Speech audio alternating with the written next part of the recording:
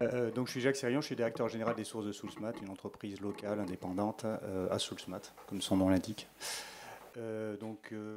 L'économie raisonnée, pour moi, c'est mettre certainement l'économie au service du vivant et pas l'inverse. C'est aussi dans toutes les décisions qu'on prend, se baser sur les axes du développement durable. Donc l'aspect social, sociétal, environnemental et économique également. Bonjour, je suis donc Karine, je suis en charge de la direction Impact chez EDF. On a commencé déjà à parler d'impact. C'est le nouveau nom de la direction du développement durable. On a changé de nom l'année dernière, je pourrais vous expliquer pourquoi. Pour moi, l'économie raisonnée, c'est, je trouve, un terme intéressant pour... on voit qu'on bute sur sobriété, ralentir ou périr. J'ai trouvé ça super intéressant. Ça peut faire réagir quand même. Quand on parle de décroissance, on voit bien, c'est un peu le mot tabou. On a quand même réussi à mettre sobriété depuis 2 ans, malheureusement aussi du fait de la guerre. Et donc entre la croissance à tout va et sobriété et décroissance qui peuvent faire peur, peut-être que raisonner, c'est le mot qui nous permet d'avoir la grammaire commune dont a parlé Luc au début et qui nous inscrit dans les limites planétaires, comme ça a été dit par Thiel ce matin. Bonjour à tous, moi je suis François Marty, donc je travaille pour Team for the Planet. On est un mouvement citoyen qui vise à tacler le problème climatique. Et du coup on travaille par l'entrepreneuriat, donc c'est ce qu'on sait faire, c'est ce que nos actionnaires, et qui sont principalement des gens qui travaillent, savent faire. Donc on fonctionne comme un fonds d'investissement et on investit dans des entreprises qui vont à un moment solutionner le problème des émissions de carbone. Aujourd'hui on est 114 000 et quelques associés. Dont un grand nombre d'entreprises. Et moi, je travaille au suivi des participations, ce qu'on appelle nos étoiles. Voilà. Et l'économie raisonnée, alors ? Du coup, l'économie raisonnée, on en a beaucoup parlé ce matin. Je pense que toutes les solutions ont été données. Pour moi, c'est vraiment s'inscrire dans ces notions de limites planétaires et aussi donner aux gens un modèle qui ne soit pas un modèle de développement juste économique, qu'on sert vraiment au développement de l'homme avec des objectifs qui diffèrent de la simple économie. J'ai une première question pour vous trois. De toute façon, elle sera pour vous trois à chaque fois. Donc avec Anne, là, on a beaucoup parlé d'écosystème. Passer d'un modèle où c'était l'entreprise à passer plutôt à une logique d'écosystème. Mais ça veut dire quoi aujourd'hui travailler avec un écosystème concrètement, je parle toujours que le leitmotiv, ça sera le concret, alors que on est dans un monde où l'énergie, les ressources, les matières premières, tout est de plus en plus compliqué, tout est de plus en plus précieux.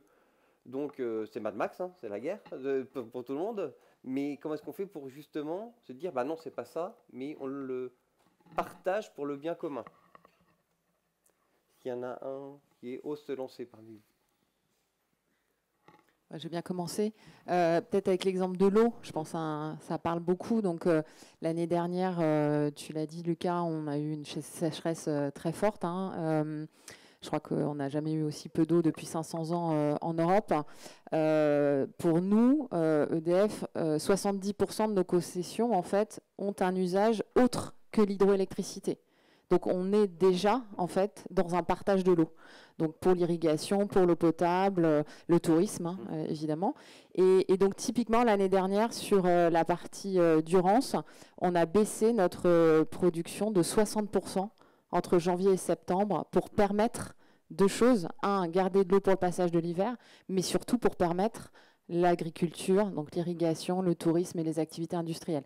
Et donc, en fait, on n'a pas le choix, j'allais dire. On est vraiment sur la partie écosystémique.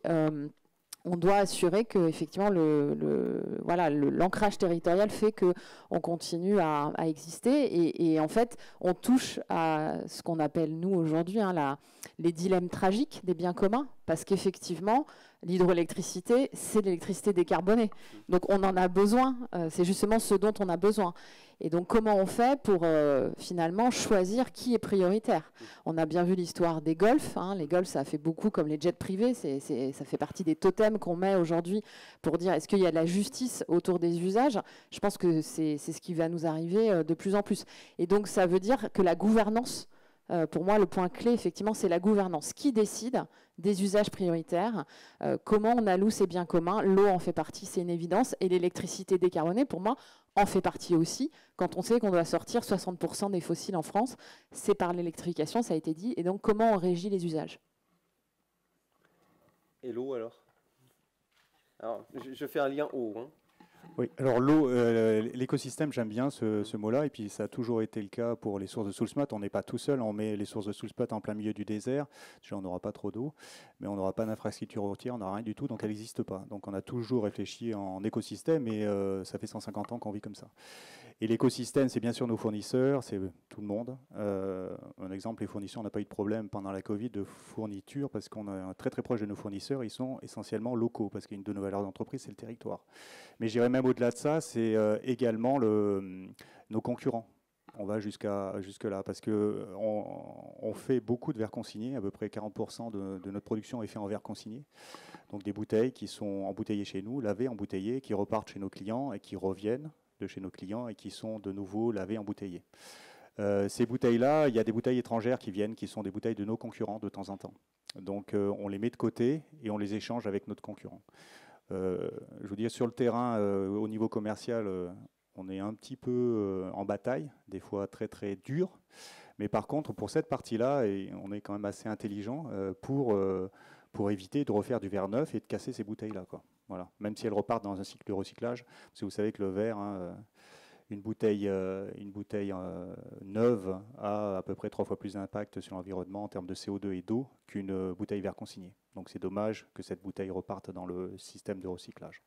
Pour refaire du verre, il vaut mieux qu'elle reparte dans le système de verre consigné. Et concrètement, alors c'était un coup de fil aux concurrents ou En fait, c'est un changement de modèle de nos concurrents. C'est-à-dire que nous, on a toujours été comme ça. Hein. Clairement, c'est notre ADN. On dit souvent que la Lisbeth coule dans nos veines et toutes nos valeurs sont vraiment vécues par nos salariés. Et on avait un concurrent qui appartenait à un groupe mondial, avec, je ne vais pas le citer, mais avec une valeur qui est plutôt argent, donc avec des rentabilités. Je pense que c'est un modèle qui doit disparaître. Et donc, parce que pour moi, l'argent a de la valeur ne peut pas être une valeur d'entreprise, c'est impossible. Et donc, moi, j'ai eu ça fait 24 ans que je suis aux sources, et j'avais des refus complets de ce groupe-là. Et quand ce groupe a changé et est devenu un groupe un peu plus intelligent, il a changé car elle a été rachetée, l'entreprise. Et donc, quand j'ai appelé, ils étaient tout à fait d'accord. Donc, parce qu'ils ont une démarche RSE aussi très intelligente. Et voilà, donc après, on peut faire des choses géniales, même avec nos concurrents, qui font partie de notre écosystème. Si on est aussi fort que ça, c'est grâce à eux aussi également. Hein. Donc, on peut faire des belles choses avec eux en étant un peu intelligent. Voilà. François, il y a des exemples, je crois, de concurrence comme ça que vous suivez? Nous, déjà, ce qui ressort là de cette idée de coopération, c'est quand même d'abandonner à un moment un avantage économique immédiat au profit d'une situation meilleure à moyen ou long terme. Donc on a cette notion de temporalité qui rentre en compte quand même, de dire, oui, on aurait pu produire de l'électricité tout de suite, mais au final... le fait de la partager, ça garantit aussi que les gens pourront nous l'acheter demain, ce qui est pas si mal. Et donc cette notion-là d'abandonner ce court terme pour raisonner sur une durée plus longue, elle doit être fondamentale dans la façon dont on appréhende nos business. Côté TFTP, nous on a la coopération, c'est une des valeurs fondamentales de ce qu'on fait. Et on essaye de le pousser d'une manière un peu originale avec le concept de licence libre. On va dire qu'on va pousser les entreprises dans lesquelles on investit à partager à un moment l'innovation qu'elles ont générée, dans l'objectif d'avoir un marché qui va croître plus vite. Et comme nous, notre objectif, c'est l'impact, si on est capable de partager et de faire en sorte que d'autres s'en emparent, on va avoir un impact qui va être démultiplié par rapport à l'avantage économique de court terme d'être le premier à avoir fait ça. Et on espère que la croissance du marché va emmener aussi la croissance des entreprises qu'on accompagne. Et du coup, qu'on sera capable aussi d'avoir une réussite dans un impact global plus important. Il y a des exemples concrets d'entreprises qui ont fait ça? Parce que là, c'est une idée, la licence libre, mais ça se fait vraiment? Ça marche très bien dans le monde de l'informatique, ça on l'a déjà vu, il y a plein d'exemples concrets. Nous, on est en train de le mettre en place avec nos premières participations, donc on est encore jeune, Là, on va annoncer les 5, 6 et 7 prochains investissements de Team for the Planet, mais on est en train de le mettre en place avec une entreprise qui s'appelle Coolroof, qui fait du cool roofing. C'est une peinture spéciale pour les toits qui baisse la température des bâtiments l'été. Et ben justement pour partager les bonnes pratiques et faire en sorte que le cool roofing devienne quelque chose dans le bâtiment, devienne un standard, et pas juste une initiative isolée de quelques entreprises qui avaient découvert ça par accident. Je vais rebondir sur la notion d'impact dont on vient de parler. Karine t'a parlé d'impact. Ça se mesure cet impact? La question que j'avais posée tout à l'heure à Anne. Comme on a le souci de bien faire, voilà. Mais comment est-ce qu'on sait qu'on fait bien? Alors, tout le monde tourne autour, hein, clairement, de la mesure, parce que en fait, il y a les indicateurs, et puis après, il y a la performance par rapport à un contrefactuel. C'est si tu n'avais pas été là et si tu n'avais pas fait ce que tu avais fait, qu'est-ce que ça changerait? Et évidemment, la nature du contrefactuel est toujours opinion et risque de greenwashing ou social washing. Ou, on le voit aussi sur le carbone, hein, de façon très forte. Hein, donc, les émissions évitées, c'est le saint graal de beaucoup d'entreprises. Et c'est normal parce que tu peux être une entreprise qui fait monter son bilan carbone court terme pour produire des choses qui vont décarboner l'économie. Donc, tu rends utile. Tu fais par exemple des bornes de recharge électrique. En installant ces bornes, tu peux dégrader ton bilan court terme, mais ça permet de décarboner. Et donc, on essaye de capturer ces notions d'émissions évitées. D'ailleurs, Team for the Planet est en train de développer un outil qui s'appelle le dividende climat, donc qui est fait pour valoriser ces émissions évitées. Mais tu peux avoir un mauvais contrefactuel. Donc on travaille beaucoup là-dessus. Il y a beaucoup de gens qui travaillent sur ces sujets-là. On n'a pas, à mon avis, encore une solution standardisée, mais j'espère que ça viendra. Par contre, il y a des choses concrètes qu'on peut faire. Donc, par exemple, avec ton financement, nous, on a lancé une obligation sociale de 1,25 milliard il y a 18 mois. On lie cet argent à des PME et des ETI dans des bassins d'emploi qui sont au-dessus de la moyenne nationale en termes de chômage. Et on va mesurer les emplois qui sont soit gardés, soit créés. Et donc ça, on le suit tous les ans avec les entreprises dans lesquelles on investit. Donc voilà, donc tu peux faire des choses, mais avoir des métriques standardisées pour toutes les entreprises partout dans le monde, on n'y est pas encore. Lisbeth en bouteille depuis 150 ans, c'est ça? C'est ça, oui. Et donc, comment est-ce qu'on fait pour durer encore 150 ans? Eh bien, oui, c'est la question. Si, la question qu'on se pose tous les jours. J'aime bien le côté... on quantifie beaucoup tout le temps. Ouais. On doit tout quantifier. Moi, j'aime bien quand on parle de qualité des fois et de bien-être au travail. Enfin, quantifier, c'est pas évident, quoi. Donc, nous, ça fait 150 ans qu'on vit avec des valeurs d'entreprise, 4 valeurs d'entreprise, et c'est notre boussole. Et on avance dans ce sens-là. Et quoi qu'il arrive, on avance dans ce sens-là. Parce que je pense qu'il y a... disons 3-4 ans, on voyait à 2 ou 3 ans. Avec la Covid, on ne voyait plus qu'à 6 mois, 1 an. Maintenant, je ne sais pas trop ce qui va se passer le mois prochain.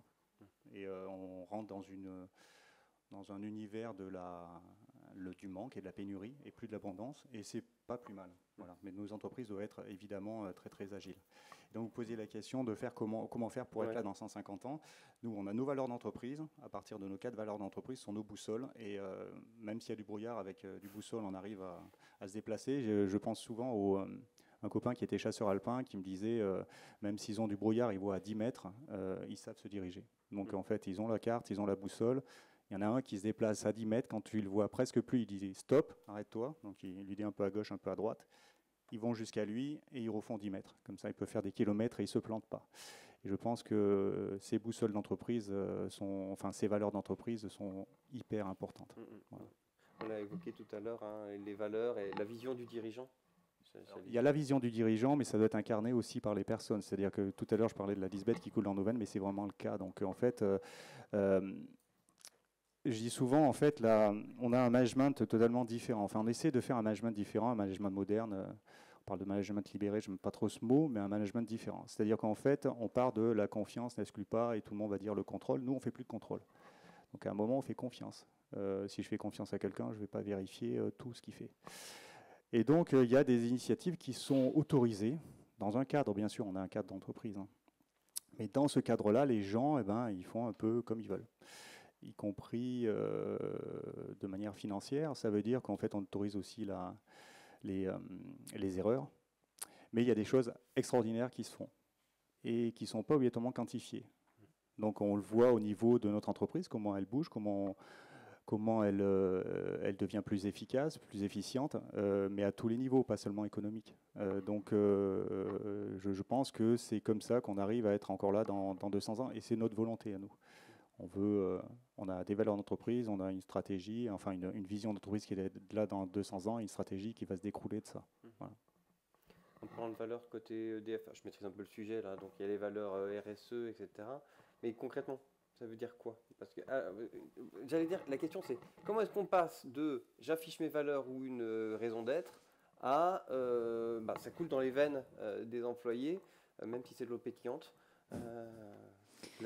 Non, mais effectivement, je pense que c'est vraiment l'enjeu, notamment des grands groupes non familiaux. Hein, donc nous, on n'a que 77 ans, je crois, Lucas, maintenant. On est 170 000. Donc évidemment, là aussi, c'est pas juste quelque chose qui se décrète.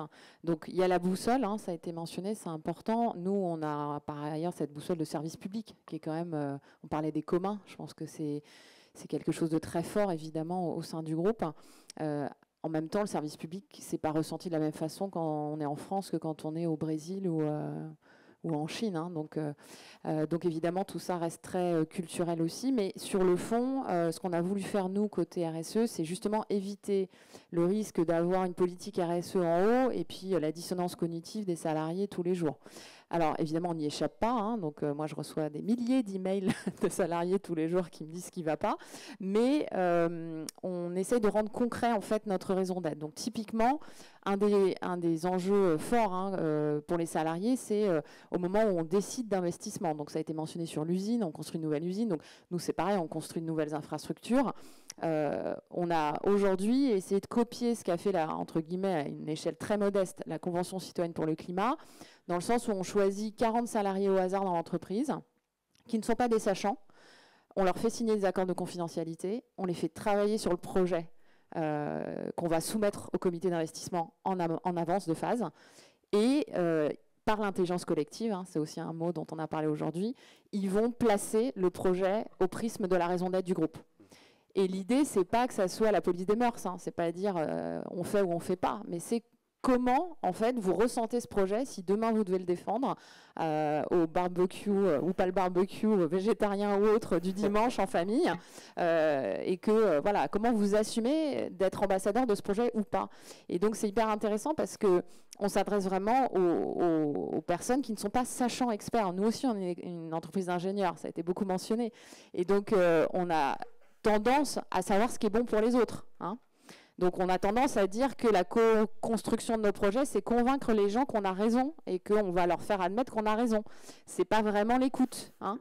Donc, voilà, donc on a vraiment besoin de changer ce prisme. Et le fait de parler à des salariés qui ne sont pas des experts, qui ne sont pas des sachants du projet, ça peut être des ingénieurs quand même, hein, évidemment, ça nous permet d'avoir une ouverture pour le chef de projet. Et on l'a fait récemment pour un projet qui passait en enquête publique 15 jours après. Et le chef de projet, il a vu la différence dans la façon dont il a présenté son projet. Donc en fait, pour moi, c'est ça la solution, c'est faire incarner en fait la raison d'être par les salariés de façon très concrète, pour pas que ça soit juste de la formation, je descends managérialement la politique RSE. Évidemment, il faut le faire aussi, et il faut faire beaucoup de formation, mais il faut qu'ils le vivent dans des décisions concrètes qui impliquent l'entreprise pour les 76 prochaines années. Parce que nous, quand on fait des infrastructures, elles durent entre 30 et 100 ans, hein, entre le renouvelable et le nucléaire et l'hydraulique. Donc évidemment, ça nous engage, et c'est hyper critique pour l'avenir du territoire. Il y a une valeur, enfin, pour rebondir sur les valeurs, quand on a préparé l'entretien, François, on a évoqué un moment, j'ai noté cette phrase, il n'y a rien qu'on fait de manière carbonée que l'on puisse faire de manière décarbonée. Là, moi, ça m'a... tout, vraiment tout. Vraiment tout. Là, oui, pour nous, TFTP, c'est un acteur financier de base. Donc, nous, on a un critère de performance qui est extrêmement simple, c'est l'impact CO2. Donc, effectivement, on l'a délégué à cette association des événements de climat qui va le certifier de manière indépendante pour que ce ne soit pas nous qui auto-certifions ce qu'on fait. C'est quelqu'un de compétent qui va le faire à notre place. Mais derrière, effectivement, dans la façon dont on gère nos entreprises, c'est les hommes qui font le projet. Et du coup, on accorde beaucoup d'importance à cette notion d'autonomie. Et cette notion d'autonomie, elle va aussi avec la nécessité d'abandonner un peu de pouvoir. Et l'abandon du pouvoir, c'est toujours un petit peu compliqué, mais ça donne de grands résultats. Parce que s'appuyer sur des gens et les autonomiser, en fait, ça donne des résultats plus importants. On retrouve ce qu'on disait sur Lisbeth. Pour ce qui est des solutions techniques, effectivement, on vit dans un monde où beaucoup de choix sont faits par confort et pas par nécessité. Et aujourd'hui, je cherche encore les applications qui ne sont pas décarbonables. J'en ai pas trouvé beaucoup. J'en ai même pas d'exemple à vous citer. On peut être comme le président d'une grande chaîne de supermarchés l'année dernière en train de se plaindre aux infos que le prix de l'énergie a augmenté. Mais c'est un aveu d'incompétence. C'est pas une réalité physique. Oui, l'énergie a augmenté, mais en même temps, on le sait, l'énergie va continuer d'augmenter. Donc vous, dans la salle qui êtes là, soyez conscient que l'énergie va augmenter. Je parle sous le contrôle d'EDF, je pense qu'on n'est pas... voilà. Donc si vous faites rien pour vous prémunir contre l'augmentation des prix, vous allez payer le prix plus cher plus tard. Donc on est dans cette dimension-là où, effectivement, si vous avez un procédé à gaz, si demain vous décidez de continuer d'investir sur la voiture, si demain vous faites des choses qui vont taper une borne à un moment, eh ben oui, c'est votre responsabilité, mais ce n'est pas l'absence d'alternative. L'alternative existe. Le gaz, on sait très bien le remplacer avec du biogaz, avec de l'hydrogène, avec des solutions de pyrogazéification, avec de l'électrification. On sait à peu près tout faire. Vraiment, on sait tout faire. Donc il n'y a pas de... Aujourd'hui, c'est juste une question de volonté, c'est juste une question d'abandonner cet intérêt économique à court terme pour un bénéfice supérieur à moyen terme. C'est vrai, Jacques, aussi pour les sources, ça ? Oui, tout à fait. Enfin, l'énergie, ça fait 7 ans qu'on a investi massivement pour diminuer nos consommations de gaz et d'électricité. On est à peu près à 50% en 7 ans. Et c'est vrai que l'énergie, pour moi, va augmenter. Donc, il ne faut pas se réveiller juste là matin et mettre du photovoltaïque de partout. Je pense qu'il faut déjà diminuer la consommation d'énergie. Et effectivement, cet hiver, l'année dernière, en novembre, on est arrivé à moins 10 sur toute la France, qui est exceptionnel, juste parce que en fait, nos gouvernants l'ont demandé, quoi. Je trouve ça assez exceptionnel. On peut le faire sans qu'on nous le demande. Et je pense que c'est tout à fait possible, 10%. Après, au-delà, clairement, il faut investir. Mais c'est quand même rentable. Je veux dire, et à un moment, on oppose tout le temps. Je pense que c'est un peu idiot. Il faut qu'on change de modèle complètement. Donc si on intègre tous les éléments de la RSE, du développement durable, tout va dans le bon sens. Et on change de modèle. François, c'était pour Team Force the Planet, vous me racontiez ça justement. Une entreprise qui ne change pas aujourd'hui, elle est vouée à disparaître. De fait, l'inadaptation à cette question des limites planétaires, c'est s'embarquer sur une route qui va vers un échec économique. Ça, il faut en être absolument certain. Après, se pose la question de qu'est-ce qu'on est prêt à faire. Et nous, chez Team for the Planet, on accueille tout le monde. On accueille des gens qui ont des SUV, on accueille des gens qui sont des végétariens et qui roulent à vélo. Je crois que ce qui guide l'action à un moment, c'est aussi une prise de conscience. Et cette prise de conscience, elle peut être brutale chez certaines personnes, mais elle peut être très graduelle chez d'autres. Et on a besoin à un moment d'emmener les gens sur le chemin. Et s'ils ont fait un premier pas, quel qu'il soit, ils sont plus susceptibles d'en faire un deuxième parce que la petite connaissance qu'ils ont acquise du problème va les emmener vers une nouvelle connaissance, qui va les emmener vers une nouvelle connaissance, qui va les emmener vers une connaissance globale, comme nous a présenté le team ce matin. Et au moment où on acquiert la connaissance globale, il y a des choses qu'on ne fait plus. Donc non, il ne faut pas opposer, mais il faut emmener. Et après, il faut quand même opposer certaines choses. Il y a des choses qu'on ne peut plus faire aujourd'hui, ou en tout cas qui sont plus acceptables de faire, qui sont plus cool de faire. Et si on affiche des belles valeurs et que demain on emmène les gens en séminaire dans un endroit pas accessible par des moyens de transport décarbonés, on n'est pas OP. Et puis si à la fin de l'année on a dépensé plus sur des fossiles que ce qu'on a dépensé en transition, c'est pareil, on n'est pas encore OP. Donc il y a une question aussi derrière d'alignement et d'emmener les gens vers un alignement sur les valeurs profondes qui doivent nous animer aujourd'hui. Et donc, dans ce monde incertain, comment est-ce qu'on pilote une organisation alors ? Comment est-ce que concrètement, voilà, on emmène les gens sur le chemin? Comment est-ce que, c'est un peu la question que j'avais posée à Anne tout à l'heure, hein. Voilà, nos parties prenantes, on ne va pas les rassurer en leur disant, écoute, je vais faire 12% de croissance sur 5 ans, on va arriver là. Et donc dans ce monde incertain, où on ne sait pas forcément ce que le budget de la fin de l'année va être l'atterrissage et où il faut bouger dans tous les sens, comment est-ce qu'on pilote une organisation? Quelle organisation on met en place déjà concrètement?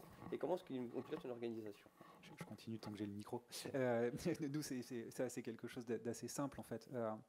Aujourd'hui, ce qu'on doit faire, on le sait. On doit piloter dans les limites. Si jamais on pilote hors des limites, de toute façon, on va se planter. Donc, le premier pas, c'est déjà d'assumer ça, de dire il faut rester dans l'enveloppe. Le deuxième pas, c'est effectivement de dire personne ne sait exactement bien le faire, donc on doit le faire ensemble. Et donc d'accepter à un moment la coopération, la collaboration, l'échange.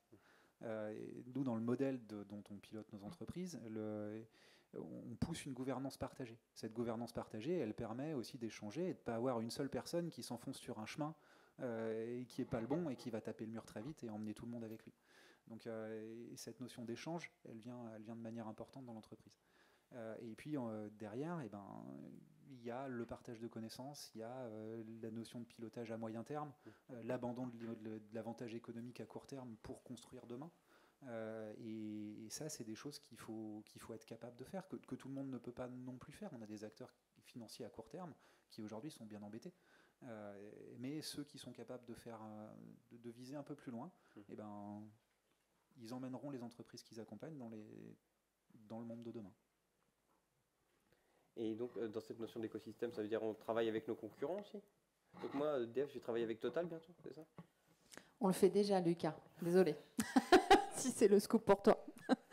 Non, mais oui, je pense que c'est un sujet qui n'est pas facile, de savoir comment on s'ouvre aux autres. Évidemment, les entreprises le font de plus en plus en lien avec l'écosystème des startups. Donc, la plupart des grands groupes ont ce qu'on appelle des corporate venture capital. Donc, EDF en a. On investit dans des startups, des entrepreneurs d'ailleurs d'EDF. On a, je crois, aujourd'hui au moins 7 startups qu'on a mis en place qui sont des salariés qui se sont lancés dans l'aventure entrepreneuriale. Et évidemment, c'est très important.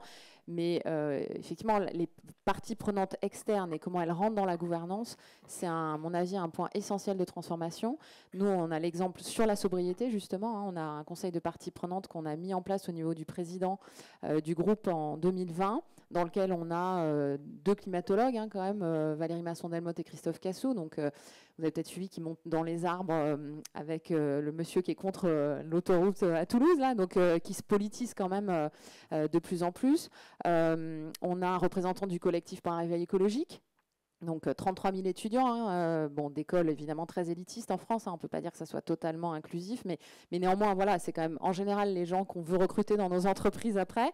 On a des gens de l'économie sociale et solidaire, etc. Et donc, premier conseil, ils nous ont dit, sobriété n'existe pas chez EDF dans aucun de vos documents, c'est pas dans votre raison d'être, alors que c'est un élément essentiel pour réussir la transition.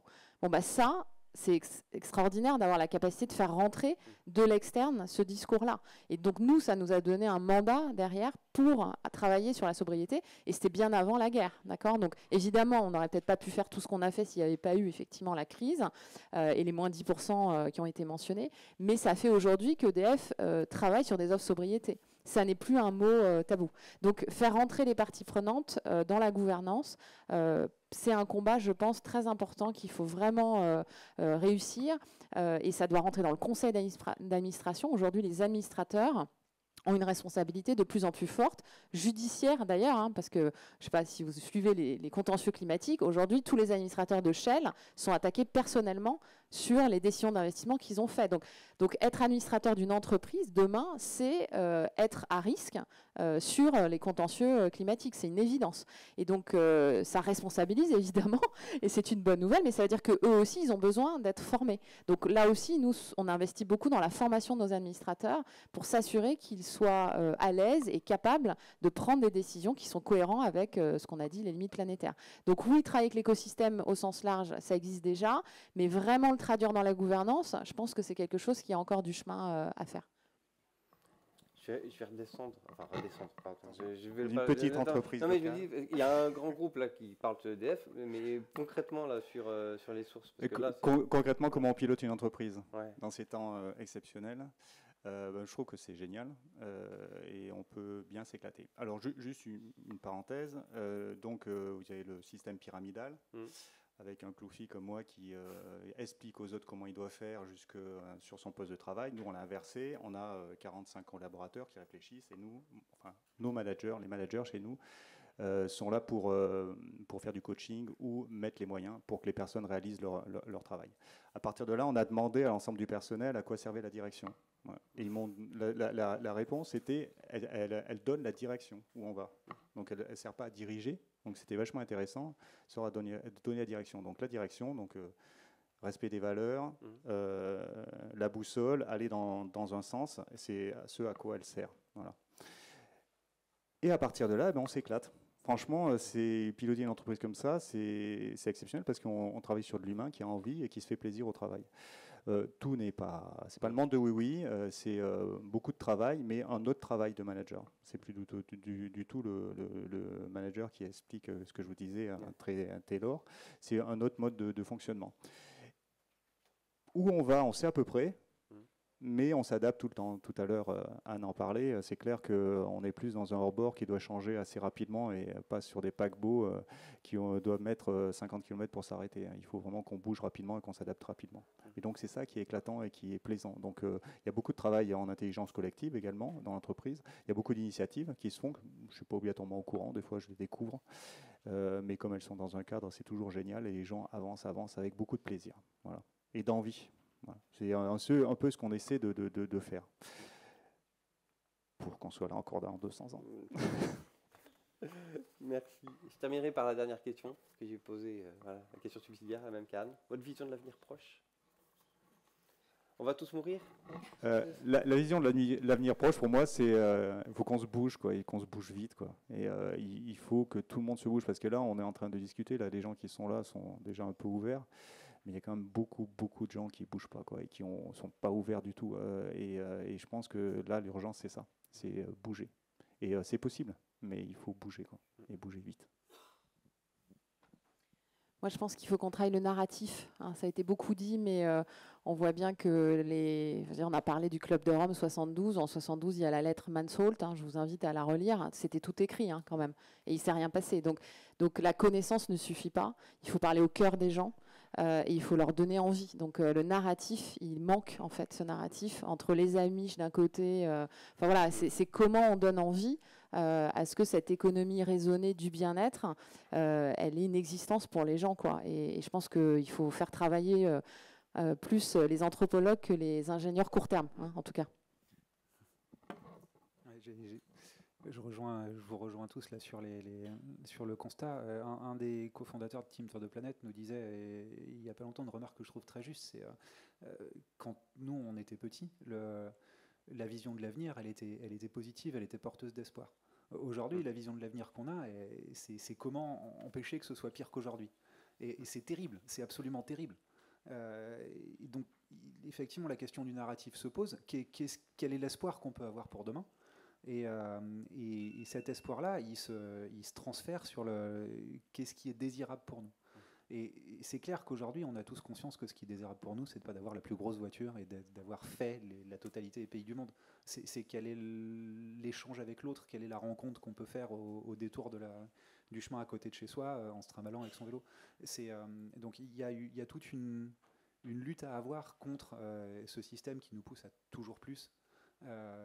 Alors qu'on sait que ça nous emmène dans le mur. Donc la question du récit, elle est essentielle. Merci beaucoup. Est-ce qu'il y a des questions dans l'assistance à nos intervenants? Alors, je vais prendre un des micros. Je ne verrai pas.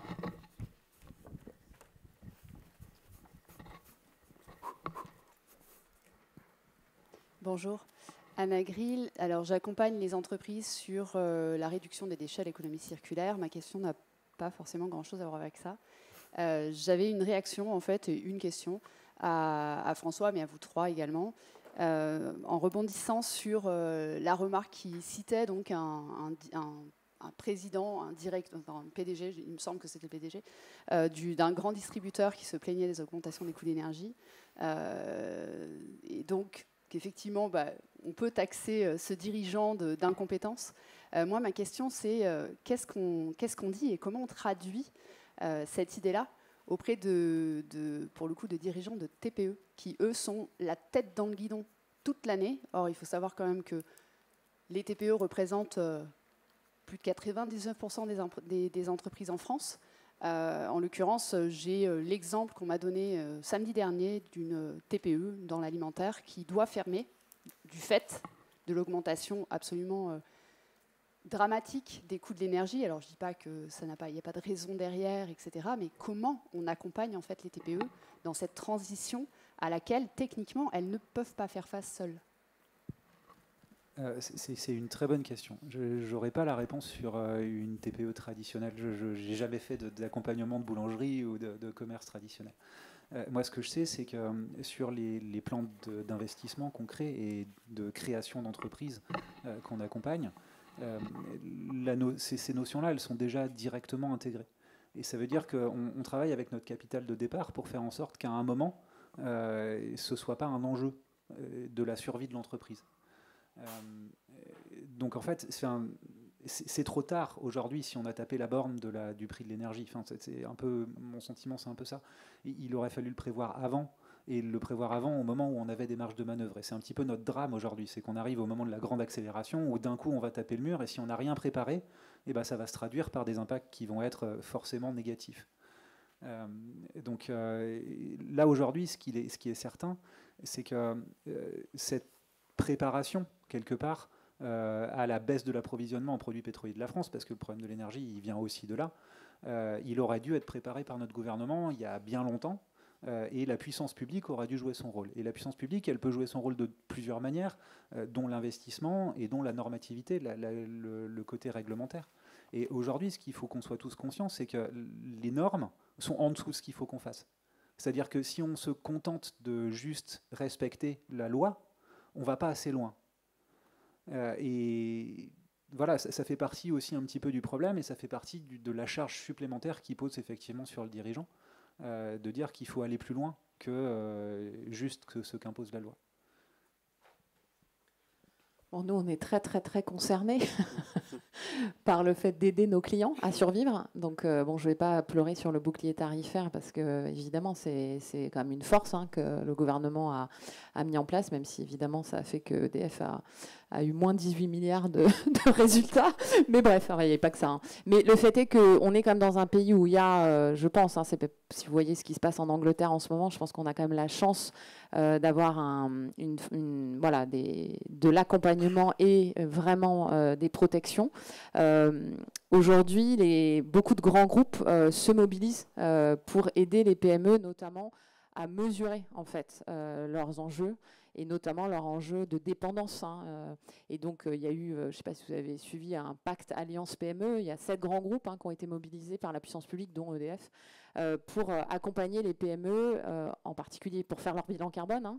Ce qui est quand même, ça ne résout pas tout, mais quand on peut mesurer, on peut manager quand même si je ne suis pas fan des indicateurs quanti, comme l'a dit mon voisin, il ne faut pas que de l'indicateur partout, mais ça quand même permet d'avoir des idées d'ordre de grandeur.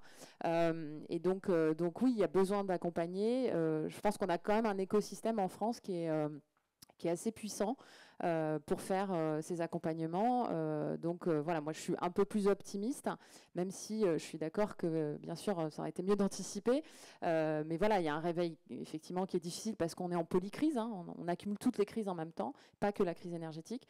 Mais voilà, je pense qu'on a des entreprises engagées, des grands groupes engagés pour accompagner ces PME pour sortir, si possible, sans casse, en tout cas, de fermeture. Mais il y aura des perdants et des gagnants de cette transition. Je pense qu'on en est tous conscients. Et donc, il y a un enjeu de discours de vérité aussi. Il n'y aura pas de la croissance dans tous les domaines. Et la question, c'est comment on évite que ça soit de la casse sociale et comment on accompagne les secteurs qui doivent décroître vers ceux qui doivent croître. Et ça joue dans nos entreprises aussi. Nous, on ferme des centrales thermiques. Depuis 30 ans, on ferme du thermique en France et à l'étranger. Et donc, on a anticipé ça pour faire en sorte que mon salarié du thermique, il aille dans l'hydraulique ou dans le nucléaire. Donc, ça joue aussi à l'intérieur même des entreprises, en fait, cet enjeu de transition des emplois.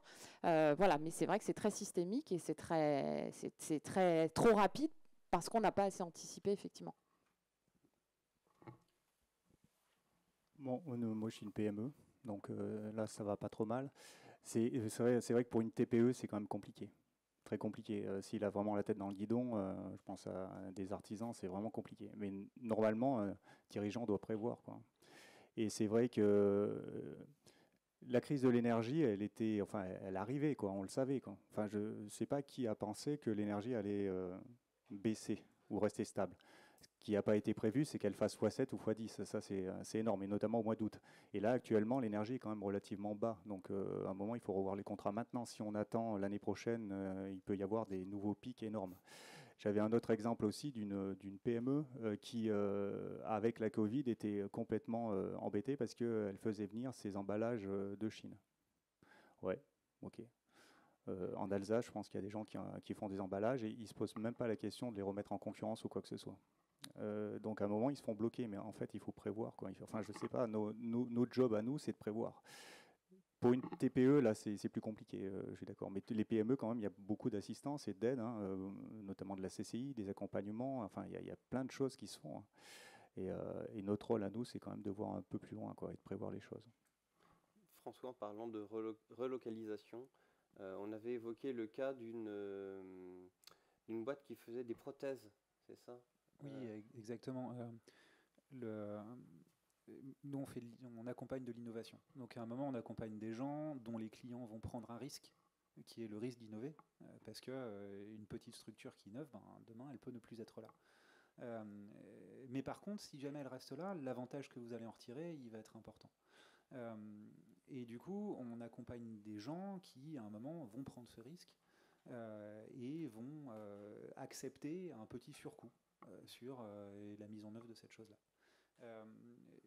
Ce surcoût, à court terme, enfin encore une fois, à court terme, c'est un surcoût, c'est embêtant. Mais si on regarde ce que ça peut nous apporter sur le long terme, j'ai que des expériences qui sont positives.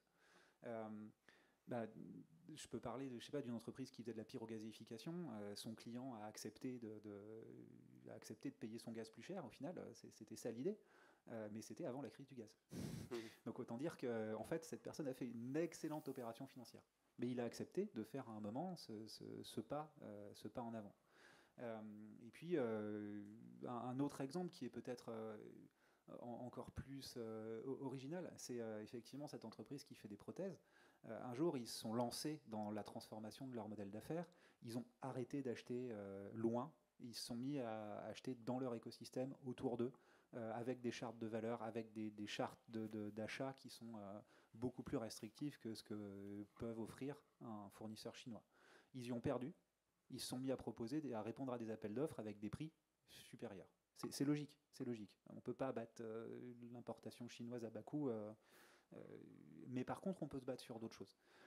En faisant ça, ils ont réinternalisé leur chaîne de valeur amont, donc ce qu'ils ont acheté autour d'eux, et ça leur a permis de mieux contrôler les dates de péremption de leurs produits.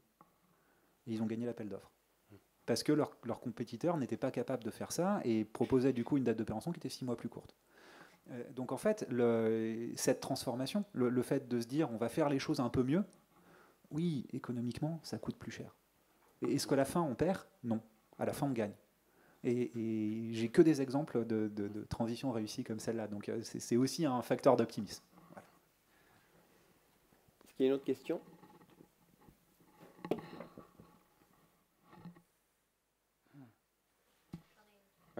Tu veux le micro? Il y en a une là? Ouais. Pardon. Je ne vais pas réussir à me faire passer le micro. Stéphane Issop, je suis chargé de projet innovation. J'ai accompagné des startups. Et sur Soulsmat, j'ai trouvé que c'était très intéressant votre relation avec les concurrents pour échanger le verre. Mais en fait, ce qu'on a peut-être oublié de définir, c'est un peu ce que sont les concurrents. Et moi, là, ma référence, ce sont les 5+1 axes de porteurs.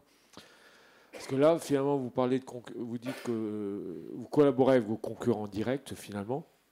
Et c'est peut-être pour éviter que le gaspillage de ces bouteilles donne un avantage à vos concurrents de substitution qui sont les distributeurs d'eau du robinet, quoi.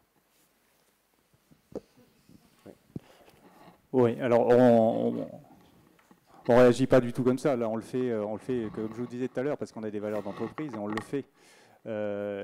J'aime bien en France l'opposition tout le temps entre l'eau du robinet, l'eau embouteillée, entre ceci, entre cela. Ça ne va jamais, quoi, hein. Alors qu'en France, on a quand même un réseau d'adduction d'eau qui est exceptionnel. On a des eaux minérales et des eaux de source qui sont exceptionnelles, mais on pourrait être fier de ça. Et on fait toujours le pendant. Je vous rappelle, à Hong Kong, par exemple, on ne se lave pas les dents avec l'eau du robinet, par exemple. Et Hong Kong, ce n'est pas vraiment un pays en voie de développement, quoi. Donc, et j'aime bien toujours ça. À un moment, toujours, ça revient. Mais franchement, non, on ne fait pas ça pour ça. On fait ça parce qu'on on trouve idiot de jeter des bouteilles et de les recasser, quoi. L'eau du robinet n'est pas vraiment un concurrent. Ça existe comme nos concurrents locaux. Je considère beaucoup plus important nos concurrents locaux que les concurrents nationaux, qui ne devraient pas être là, logiquement. Il ne devrait pas y avoir des eaux qui traversent toutes les Alpes pour venir ici, quoi. Alors qu'on a 4 sources en Alsace, 5.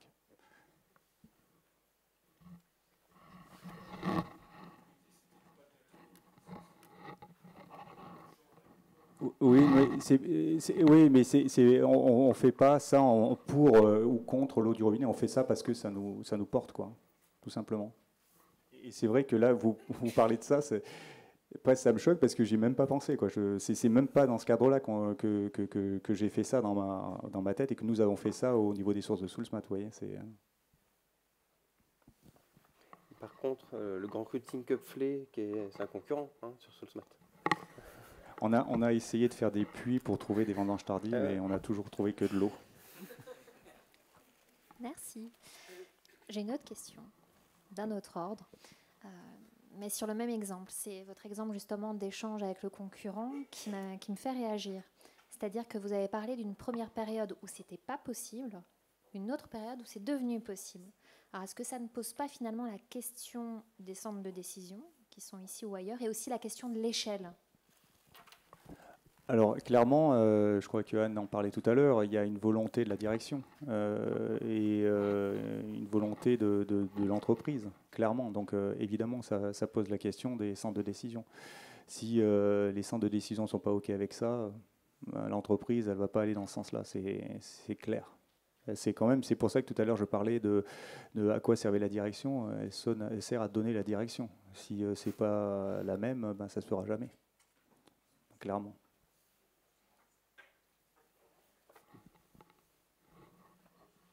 Effectivement, la question de qui décide, elle est importante. Mais là, ce qu'il faut aussi se rendre compte, c'est qu'on décide tous. Si jamais on considère que acheter du Coca-Cola en bouteille plastique, c'est acceptable parce qu'à un moment, Coca-Cola a financé une action de recyclage des bouteilles, peut-être qu'on n'exerce pas notre pouvoir à nous de manière efficiente. Chez TFTP, on a réussi à embarquer des entreprises parce qu'on a réussi à être nombreux. Donc vous qui êtes tous là, rejoignez-nous, parce que plus on est nombreux à faire des choses, plus on a de chances que ça porte. Et c'est vrai que je serais administrateur de Coca-Cola, je me poserais la question de savoir si demain on peut continuer à être le plus gros utilisateur de plastique et le plus gros pollueur plastique du monde, sans se dire tiens, ça va poser un problème à notre business model. Donc effectivement, il faut que les décideurs prennent leurs actions, mais quelque part, nous consommateurs, il faut aussi qu'on porte notre responsabilité sur ce qu'on attend de ces entreprises-là.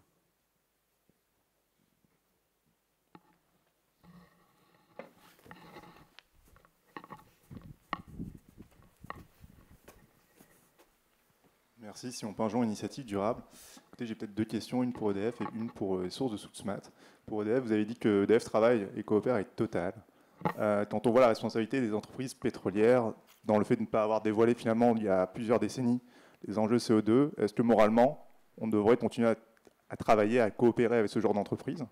Et pour les sources de sous-mat, moi, notre question, c'est, on a vu tout à l'heure, les limites planétaires sont dépassées. Il y en a 6 de dépassés sur 9. La dernière récemment, c'est l'eau bleue. Vous vendez de l'eau, mais vous vendez aussi des eaux aromatisées ou de l'Elsace Cola. Est-ce qu'on peut considérer que ces biens sont essentiels? Est-ce qu'on devrait se poser la question d'arrêter de produire ces biens, justement pour répondre aux limites de la planète? Alors, c'est une décision qui anime beaucoup mes salariés, le sujet de Total et de beaucoup de salariés en ce moment, je pense. Alors moi, je trouve que c'est assez facile de répondre dans le sens où EDF nucléaire, je peux avoir des gens qui me disent faut pas travailler avec EDF parce que c'est nucléaire. Donc honnêtement, personnellement, je trouve ça assez contextuel de dire qui est bien et qui est mal. Après, je ne remets pas en cause ce que vous dites, et Exxon, on l'a vu en 1982 sur la connaissance, mais là où nous, on coopère avec Total, c'est sur de l'offshore et de l'hydraulique. Ils ont beaucoup d'argent. Donc, un des enjeux de la transition, c'est quand même d'amener ceux qui sont loin à aller dans le bon sens. Ils investissent 18 milliards par an. On peut les challenger sur le fait qu'il n'y ait qu'un tiers de ces capex qui vont sur le décarboné. Donc ça, oui, c'est ce qu'ils ont annoncé hier à New York. Hein. Donc ils vont continuer à augmenter la croissance oil and gas. Mais même un tiers de 18 milliards, c'est beaucoup plus que ce que moi, je peux faire. Donc voilà. Donc aujourd'hui, il y a un enjeu d'échelle. C'est-à-dire que en fait, la neutralité carbone à 2050, c'est sympa, mais en fait, c'est le stock qui nous tue, c'est pas le flux. Donc dire qu'on va baisser nos émissions, c'est bien, mais ce qui compte, c'est arrêter le plus vite possible, c'est-à-dire neutralité carbone tout de suite. Donc oui, il y a un combat, à mon avis, évident sur l'arrêt des nouvelles infrastructures pétrolières et gazières. Par contre, le vrai combat, c'est beaucoup plus sur le décarboné. Je ne dis pas qu'il ne faut pas faire aussi d'efficacité énergétique, de la sobriété. Évidemment, on a besoin des trois. Donc moi, si Total, il met de plus en plus d'argent pour faire que les projets offshore, pour faire que les projets hydrauliques qui se développent, je pense que ce n'est pas une mauvaise utilisation de la coopération. Oui, donc la question est intéressante, la nécessité de ce qu'on fait. On est une entreprise locale, on fait essentiellement en livraison en local. On fait beaucoup de verre consigné, on le pousse énormément, on investit énormément dans le verre consigné, donc l'économie de la réutilisation. L'Elsace Cola, vous en parliez, on représente 7% de part de marché en Alsace, en numéro 2. 85% sont du Coca-Cola. La question à se poser, c'est peut-être ça aussi. Pourquoi on fait venir du Coca-Cola de je ne sais pas où, alors qu'il y a un Alsace Cola en Alsace qui est avec du sucre, du vrai sucre, moins de sucre, avec des arômes naturels. Voilà, on essaie de faire les choses bien et de plus en plus vers le verre consigné. Même l'Alsace Cola, on l'a mis de plus en plus vers le verre consigné. Donc voilà, on essaie de travailler. Mais à ce moment-là, tout peut se poser comme question, quoi. Tout ce qu'on achète, tout ce qu'on fait, la viande, tout. Donc nous, on essaie de le faire mieux, on essaie de le faire en local, on essaie de le faire avec nos valeurs d'entreprise, on essaie de le faire pour les salariés, de distribuer un tiers de nos résultats pour l'ensemble des salariés. On essaye de faire les choses pour faire vivre cette communauté qui est une entreprise, les sources de Soulsmat. Voilà.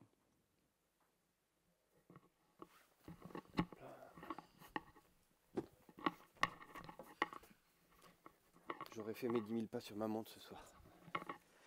Bonjour, merci beaucoup pour vos témoignages et vos retours d'expérience extrêmement intéressants, et vos trois profils rendent vraiment les choses très, très intéressantes, beaucoup de points de vue. On a parlé beaucoup des différents leviers d'action, qu'il fallait agir vite, qu'il fallait créer des imaginaires. Dans le triangle d'action, il en manque un. On a parlé des gens, des consommateurs, on a parlé des entreprises, mais on ne parle pas beaucoup de l'État. Les trois sont dans la balance. À vos trois échelles, comment vous pouvez agir sur cette partie-là, la partie étatique, la partie législative? Je vais bien commencer. Donc, c'est ce qu'on appelle le lobbying. Donc, c'est intéressant d'ailleurs parce qu'il y a, grâce à tous ces outils d'intelligence artificielle et de machine learning, aujourd'hui, il y a des ONG qui mesurent l'incohérence des politiques de lobbying des entreprises par rapport à leur incantation officielle sur les engagements, notamment climatiques. Donc là, typique, on revient sur le sujet des pétroliers. Hein. Donc, pas que les miniers. Enfin, il y a beaucoup d'entreprises qui ont été mises en face de ça, de dire, en fait, c'est sympa vos enjeux, vos engagements de neutralité carbone, mais là, c'est marrant, vous avez tout fait pour empêcher telle législation. Donc ça, pour les grandes entreprises, c'est clairement la première chose qui va être regardée par les parties prenantes, c'est l'alignement entre la politique de lobbying et les engagements. Et ça, c'est un vrai levier des grandes entreprises, effectivement, c'est les réglementations. Et donc là, on est toujours un peu entre les deux, c'est-à-dire les entreprises qui n'agissent que sous la contrainte, et donc l'État crée la contrainte, et en même temps, la contrainte empêche l'agilité, l'entrepreneuriat, etc. Et donc là, on le voit typiquement en ce moment, hein, on a ce qu'on appelle le tsunami réglementaire côté RSE, avec 2 directives majeures qui arrivent et qui sont un espèce d'irritant pour beaucoup d'entrepreneurs et de dirigeants qui disent au secours, les tableaux Excel, le reporting pour faire du reporting. Et il faut absolument sortir de ça, parce qu'en fait, évidemment que c'est intéressant d'avoir de la réglementation qui lutte contre le dilemme du prisonnier, parce que finalement l'excuse pour pas faire, c'est bah, les autres font pas, on n'a pas les mêmes conditions, etc. Donc là, le but, c'est justement ça, c'est d'avoir un level playing field, de pouvoir comparer les entreprises entre elles, parce que c'est vrai que c'est hyper difficile de faire des comparaisons, parce que chacun donne ses données de façon en général plutôt positive pour lui quand même. Donc moi je trouve que c'est intéressant. Par contre, il faut absolument garder un sens. C'est-à-dire que si on fait ça que pour sortir des données et des fichiers Excel que personne ne va regarder par ailleurs, parce que moi je publie déjà des milliards de données, j'ai 1500 indicateurs qui sont publiés, je peux vous dire que les investisseurs, ils me posent les questions qui sont déjà sur le site internet. Ça me rend folle, d'accord? Donc je leur dis, non mais pardon, on a travaillé, vous avez tout, pourquoi tu m'appelles pour me redemander les mêmes trucs? Donc voilà, donc il y a quand même un côté un peu, je remplis une case, j'ai parlé à l'entreprise pour vérifier qu'elle faisait ce qu'elle disait, quoi. Bon, donc perte de temps totale et perte de sens. Et donc oui, il faut garder le sens de ces réglementations. Mais en tout cas, pour moi, l'État a ce rôle, effectivement, d'assurer ce niveau d'égalité de traitement pour faire en sorte que la RSE, ça ne soit pas que des coûts et ça soit des opportunités. Donc ça, le rôle, il est là. Et donc nous, bon après nous, on est un peu particulier parce que l'État, c'est 100% notre actionnaire. Bon, donc on a quelques injonctions contradictoires de temps en temps, mais globalement, on a cet alignement sur les lois, évidemment, qui se mettent en place autour de ces enjeux RSE.